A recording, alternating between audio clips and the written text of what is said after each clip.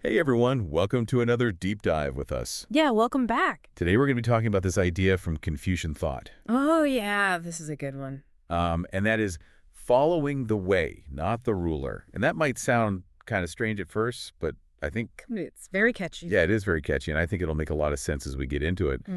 And the source for this is we're taking excerpts from a contemporary analysis of Confucian principles. So it's sort of a fresh perspective on some old ideas. Exactly. Yeah. Which I always enjoy. Yeah, so the big question we're going to be grappling with today is, how do you balance unwavering loyalty to the truth with the practicalities of serving a ruler who might not always embody that truth? Yeah, that's the challenge, isn't it? Yeah, so get ready for some really interesting historical figures and some thought-provoking dilemmas. Yeah, we've got some juicy stories for you. All right, so first off, let's break down what the way even means in Confucianism. Okay, so imagine this. You're faced with a mountain of shark lives or like a raging sea of flames. Okay, I'm already scared. Yeah, so following the way means that you would walk straight through those dangers if that's where the truth led you. Like no hesitation. No hesitation. It's about unwavering commitment to what you believe is right regardless of the consequences. Wow, that's hardcore. Yeah, it's pretty intense, but this unwavering commitment can sometimes lead people to oversimplify things. How so? Well, it's tempting to think that anyone who disagrees with you is just automatically bad or has evil intentions. Oh, I see. Yeah, you see this online all the time. All the time, right? Like people attacking each other viciously just because they have different opinions. Yeah, I mean, if I think I'm following the way, then anyone who disagrees with me must be like a horrible person. Right, but history shows us that it's not always that simple. Okay, I'm intrigued. Give me an example. Okay, so think about Confucianism and Mohism. Okay. So these were two major philosophical schools in ancient China, and they really butted heads. They didn't get along. Not at all. But looking back, neither side was inherently evil. They just had different ideas about how to live a good life. So two different ways. Right, and that brings us to the challenge of how do we make sense of all these different viewpoints if everyone thinks they're following the way? How do we know who's actually right? Right, because everyone thinks they're right. Exactly. So let's look at a real life example. Sima Guang and Wang Anshi. Okay. These were both brilliant Confucian scholars from the Song dynasty. Super smart. Oh yeah, top of their class, read all the same books, yet they ended up with completely opposite political views. Really? Yeah, it's fascinating. So it's not enough to just be smart and well-read. Real. Two people can have the same background and still totally disagree. Absolutely. It's kind of like the debates we see today between Hayek and Keynes in economics. Oh, yeah. Totally different approaches to solving economic problems. Right. So the point is that intelligent people can disagree without one of them being evil or something. Exactly. They might both genuinely believe that their path is the way, even if it looks totally different. I see. Okay, that's a good point. But now let's flip the script for a second. Imagine you're the ruler. Oh. And everyone around you is prioritizing their version of the way over following your orders. That's got to be unsettling. Right. Yeah, whose way is the real way? Yeah. And how can I possibly govern effectively if everyone is constantly second-guessing my every decision? Sounds like a recipe for chaos. Total chaos. So how did Confucianism address this problem? Well, they had a pretty clever solution. Okay, lay it on me. The teacher, friend, minister model. Interesting, okay. It's all about balancing staying true to the way with the practical need for effective governance. So like a team of advisors or something. You could think of it that way. So Yeah. you have those who act as teachers offering guidance and wisdom based on their understanding of the way. Okay. Then you have the friends who provide honest feedback and can challenge the ruler's thinking. Okay. And then you have the ministers who focus on actually carrying out the orders and making sure things run smoothly. So each role serves a specific purpose. Exactly. And what's cool is that both the teachers and the friends can follow the way, even if it means disagreeing with the ruler. So they can be critical. Yep. And this can actually help the ruler become a better leader by seeing different perspectives. I like that. Yeah, it's a pretty cool system, and there are actual historical examples of it working. Oh, really? Like who? Duke Wen of Wei, he's considered a prime example of using this model to create a really balanced and harmonious government. Awesome. But there's got to be a catch, right? Well, there's always a catch, isn't there? What is it? The majority of officials are going to fall into the minister category, right? Makes sense. So they're the ones tasked with executing the ruler's orders. But what happens if those orders clash with their own understanding of the way? Oof. Yeah, that's tough. Right, so that's the million-dollar question. How do you follow the way when you're serving a ruler who you think is making bad decisions, especially if there's another ruler out there who might be more just? Yeah, that's a real dilemma. Do you stay loyal and try to make things better from within, or do you leave and try to find a better leader? It's a tough call. It is a tough call. So what did the Confucian thinkers have to say about this? Well, Sima Guang, remember him? Yeah, the smart guy. Yeah, he had some strong opinions on this. Like what? He said, loyal subjects do not serve two rulers, and virtuous women do not remarry. Whoa. Okay, so he's basically saying that loyalty is paramount even if your leader isn't perfect. Exactly. He was putting some limits on this idea of following the way, not the ruler. Interesting. He believed that there's a certain level of unwavering loyalty that you owe, even when things get tough. So for him, resigning from your position would be like the only honorable option if you really couldn't serve your ruler in good conscience. Right. Otherwise, you're just clinging to power, not actually following the truth. Okay, I see. But didn't we say that Wang Anshi had a different perspective? Yeah, he did. He had a more flexible view on things. Okay, tell me more. So he actually wrote this poem called Song of Mingfei. And it's about this woman, Wang Zhaojun, from the Han Dynasty, who was sent away to marry the Xiongnu ruler as like a peace offering. Hold on, who are the Xiongnu? They were basically like a nomadic group, so this woman was sent away to marry their leader to create peace between them and the Han Dynasty. Gotcha. So in the poem, Wang Anshi focuses on how Wang Zhaojun actually finds happiness and fulfillment with the Xiongnu, even though it meant leaving her home and everything she knew behind. So he's saying that sometimes it's okay to leave your community to pursue what you believe is right. Exactly. Yeah. He's acknowledging that sometimes staying true to yourself might mean making tough choices and going against what's expected of you. Right, so it's not like one view is right and one is wrong. Nope. They both bring up important considerations. But I can see how this more fluid perspective could be kind of disruptive. How so? Like, what if everyone just switched allegiances whenever things got a little bit tough? Yeah, that's a good point. It challenges that deep-seated human need for belonging and loyalty to a community. Right. Think about Du Fu, famous poet known for his unwavering loyalty to the emperor and his country, even during super hard times. His poetry expresses this really deep sense of commitment. Okay. And I think that's part of why it still resonates so strongly with people today. So it's like this tension between individual happiness and fulfillment on the one hand, and loyalty and commitment to your community on the other. Exactly. And both sides have valid points. But they do. So going back to Sima Guang for a second, Okay.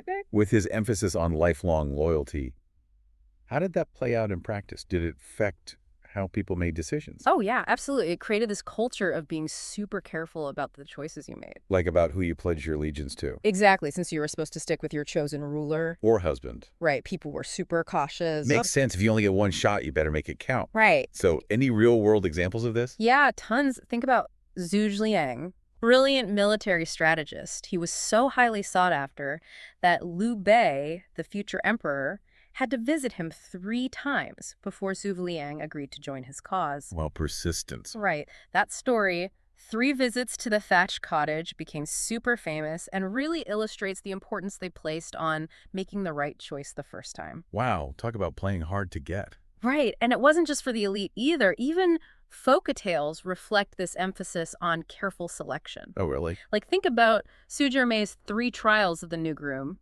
This woman puts her potential husband through all these tests to make sure he's truly worthy. She's not messing around. Nope, she's taking this very seriously. So it's like Sima Guan's idea of lifelong loyalty created this whole culture of setting high standards. Exactly, being very discerning about your choices. But here's a thought. Okay.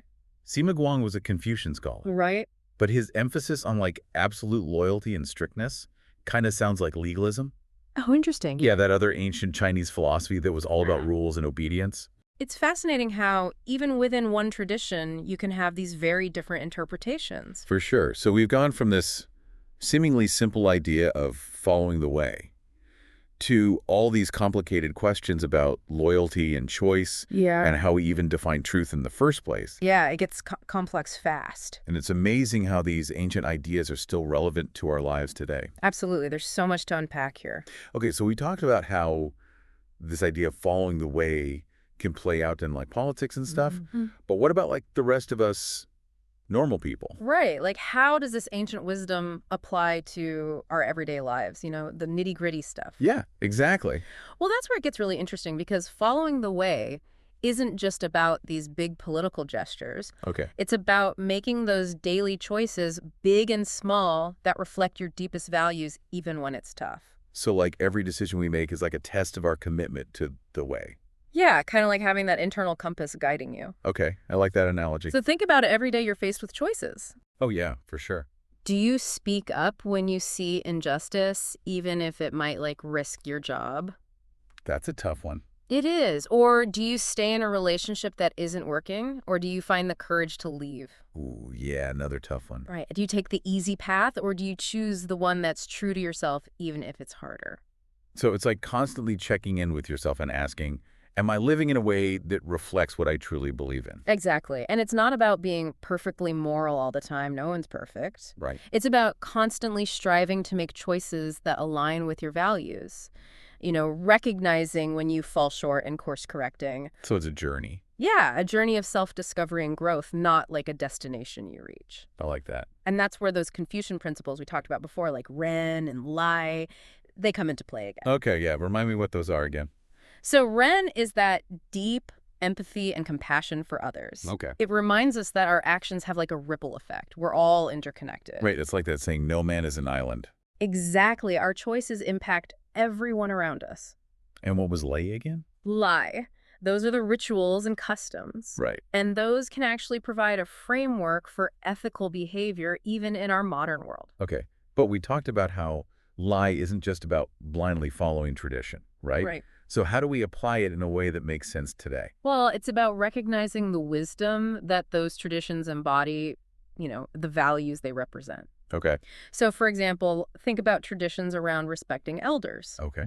The specific customs might change over time, but the underlying principle of honoring wisdom and experience that's still relevant today. So we extract the essence of those traditions and apply them in a way that fits our modern context. Yeah, exactly. Finding that balance between tradition and innovation, respecting the past while adapting to the present. Makes sense. And you actually see this tension between tradition and change in Wang Anshi's story, too. Oh, yeah, good point. You mean the Han Dynasty woman who was sent to marry the Xingnu ruler. Her story highlights how sometimes following the way might mean leaving your community. Like to pursue what you believe is right for you. Exactly. It can be a difficult choice, but Confucianism acknowledges that individual growth and fulfillment are also important, not just blindly following tradition or what society expects of you. So it's not just about community and tradition. Right. It's about finding that balance, understanding the underlying principles of those traditions, and adapting them in a way that allows you to live authentically and in accordance with your values. That makes sense.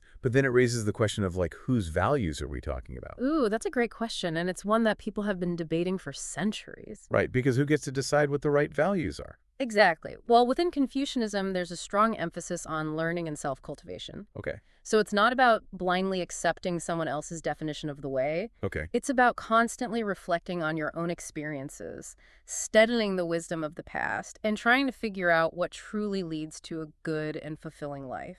So like a constant process of learning and growing. Exactly. And it's not a solo mission either. Okay. Confucianism also really stresses the importance of community and relationships. Right, we're not just figuring this all out on our own. Exactly. You can learn from teachers, mentors, friends, and even your own mistakes. So there's a big emphasis on personal responsibility, but also on recognizing that we're not alone in this journey. Yeah, exactly. I like that balance, but I'm still a little fuzzy on how we actually put all of this into practice. It's easy to talk about, but how do we make those tough choices in real life? Right. Well, that's where self-reflection and honest self-assessment become crucial. Okay. Confucianism really emphasizes the importance of looking inward, examining your own motivations and biases. So before you jump into action, Yeah. you take a pause and ask yourself, why am I making this choice?